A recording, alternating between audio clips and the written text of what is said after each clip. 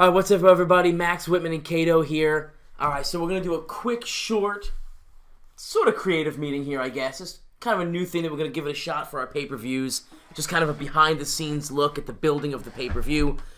You've seen the creative meetings. You've seen the work that's got into it.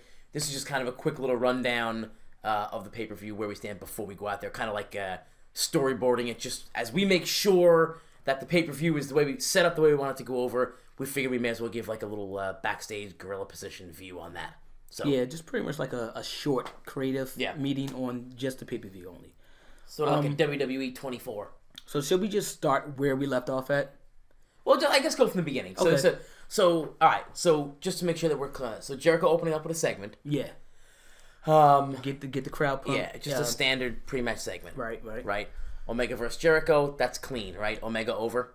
Omega over. The purpose of Omega and Jericho first.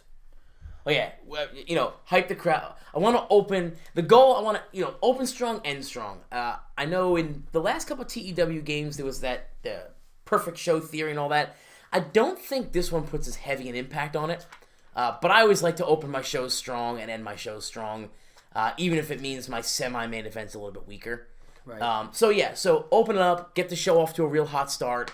It's as simple as that. And ideally, Omega getting the pinfall win on Jericho boosts him up to a position where he could, leap forward into a Canadian title or a world title. Right, into the, excuse me. I'm taking a sip of some Mountain Dew here. We're loaded up on candy and Mountain Dew. It's a late night right now. Yeah. So simple as that. We'll follow it up. Next match, we're good with triple threat tag team match there. Anarchy versus the Canadian Bulldogs versus Penta and Fuego. Yep. This match is because pretty much we want to get Anarchy is tag team on the up and coming. Like they're on the rise. Like these are two guys that I liked one, he liked one. We do them together, and they just happen to work. Right. So now we're trying to get them as much exposure as possible to see if they could possibly strengthen that tag team division, which we think they could do. I tell you what, I'm really pumped about the tag teams in general. Yeah. Because I usually have a tough time booking tag teams, but I like the direction that the division's going in general. But either way, Callahan's going to pick up the win here. Cage picked up the win the last time around, so Callahan will pick up this win. He'll go over Fuego Rudo. It's honestly more of a filler match here. I wanted to get a match in between, cool the crowd a little bit. And I'd also love to get Fuego some experience working with some of those top tier guys. Yeah. But yeah, so it's a filler match for the most part, but we're good with where we are there. Yeah. All right, elaborate Cody Rhodes entrance. 5-minute intro. Just to kind of get the, hey, this is Cody Rhodes, yada yada. Cody versus Lethal. And this is where the landscape changed. Yeah. This is where we just left off. So we were talking about this, kind of figured, this might make kind of a neat little behind the scenes kind of thing. So, originally we have right now Cody on a DQ win. Right. Over Lethal. Right. Lethal's stable debuts. Tommy Mercer and Bram run in, knock him out, whatever. They attack him.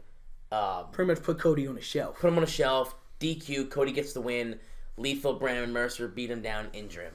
Okay. Where'd we leave off? We left off of me thinking Jay Lethal's first pay-per-view, right? Right. It's his first show. And it's Slammiversary. It's not like a little show. Right. Do we want him to debut on a DQ loss, or would it be better if somehow we were able to give him a win? Of course, Cody would be pissed, but give him the win and then still have his crew come down. Right. Because, you could do it. Cody's going to be pissed off. He doesn't want to take that loss. Right. Part of me feels like if the gimmick for Lethal is... I see Lethal's goal as coming in and not causing chaos, but, he doesn't necessarily need the win. Okay, this is the perfect example. This is how I look at Jay Lethal and his stable. Okay. I feel like he gets the win. They run around for the next 2 months. He got his hit high. I'm undefeated. Right. No one beat me. No one's pinned me. No count out. No submission. It's kind of like when Nash and Hall debuted Hogan. Right. Even though Jay Lethal's not Hogan, of course. Right. But it's like when they debuted Hogan. You're not going to have Hogan come out and lose the DQ. You know? Okay. So, Lethal, I mean, the plan is, I mean, he's at least a upper mid-card to main eventer level. So, the plan is to put a strap on him at some point. Yeah, no, absolutely. I mean, how good would it be for him to go in, just go around undefeated, even if it's tainted wins or what? All right, so let's say he picks up the win. Right. Cody's going on vacation anyway. So it doesn't matter. He'll blow off. He'll blow off. You know, if he's I mean, we could always give him a bonus. You know, give him a little payout. Hey, thanks for taking the loss. Here's a payout. Right. You know. All right, so you know what then? Let's do that then. Let's do that because I don't want to go too far into the future. But when we cut the video off, I'll tell you a little more of what I have in mind. Okay. For when Cody returns. Okay. Yeah, we'll get that on the creative meeting. Yeah. After this, right? When we finish up Slammiversary and do a creative meeting, it's a long night, guys. It is gonna be a long night. We fell a little bit behind. The goal was to get like 7 months worth of stuff, and we fell way behind. All right, so Lethal's gonna get the win then. It could still be tainted, you know. Try to keep Cody strong. Let me remove all this stuff then. I'll just remove all the notes. Why does it keep doing this?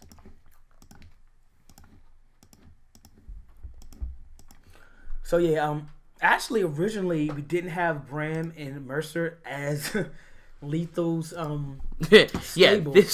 While we have some dead air. The funny thing is we had 2 other guys. I don't know if should we tell them because they may join later. You may as well, but they may join later. So, all right, fair enough. We don't know what we're gonna do. So Bram and Lethal were the backups. Yeah, very very backups. Like, oh man, look at this guy. He's pretty good. So, yeah, they're pretty much the filler that just happened to work. You got 2 big 6'6", I think 6'8" guys. Yeah, in the words of Stu Hart, you get these 2 big rhinos. Yeah, these 2 are big bastard. So we thought they fit well in the look with Jay Lethal and how we want to portray him, you know, going forward. Because Jay Lethal is one of those guys that we plan on trying to lock in before we get to the next level of Colt. So that way that he's not working for anybody else but us. So yeah, I tell you, it's freaking impossible to get guys on like exclusive pay-per-appearance deals. It's really. I mean, we're offering like $15,000 an appearance. Yeah, nothing. Turned it down. We got lucky with Eddie. I mean, we got lucky because he came with one.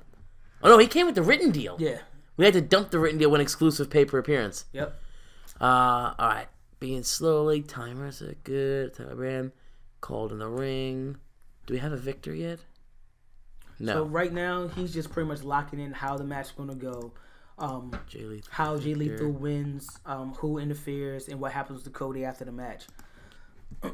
Tainted win. You guys will not be seeing this part though. So yeah.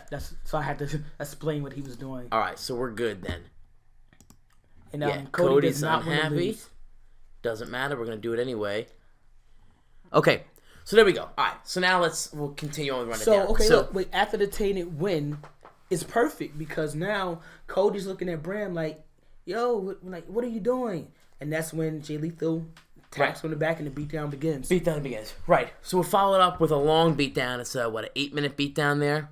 Yeah. This is where Cody gets injured. Long story short, Cody's working New Japan, Ring of Honor, us. He's asking for a break. So we'll put him on a shelf, injure him, give him a couple months off, have him come back whenever, and you've got a ready-made feud there, depending on what Lethal's doing. That's true. The goal, if we're going to do that, should be from now till whenever. Again, we'll get into it on the next creative meeting, but focusing on building Lethal so that when he does come back, he's strong. He's very strong, and it's going to be. All right. Next match. Matt Sydal, Johnny Impact versus Trevor Lee. That's just, X Division title match. X Division title match. I think Johnny Impact and Sydal will pretty much carry the match. Trevor Lee has been getting better and better. Like the better talent he's in the ring with, he shows up. So yeah, no, I like Trevor Lee. Yeah, and he's the champ. So he has to be there. By mistake, but he's there. Okay, so then we go right into the tag team title. Yep. Machine Guns Briscoes, pretty standard. I think that would be a really, really good match. I hope so. Joseph Park Menace angle, just a backstage interview using that Menace to kind of hype the match. Edwards versus Park, Canadian title match. Let me make sure the Canadian title's on the line. Yes, it is. Okay. Angle with Austin Aries.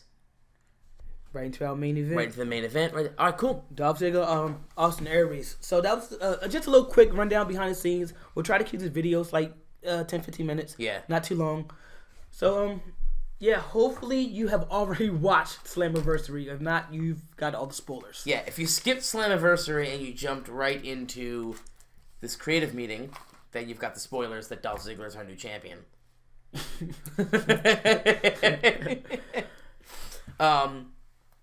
No, I think, honestly, like, there's a part of me that wants to keep it on Aries because he's been so good. There is. But I do think a cheap win for Dolph will help with us for the future. Go towards that build. Because initially, I mean, if you remember, when we first started this, it was Aries to lose the title and then drop down to, like, the X division. Yeah, and try to carry that up. But I can't see doing it. He's been... You know what it was? The emergence of the Canadian title. Mm-hmm.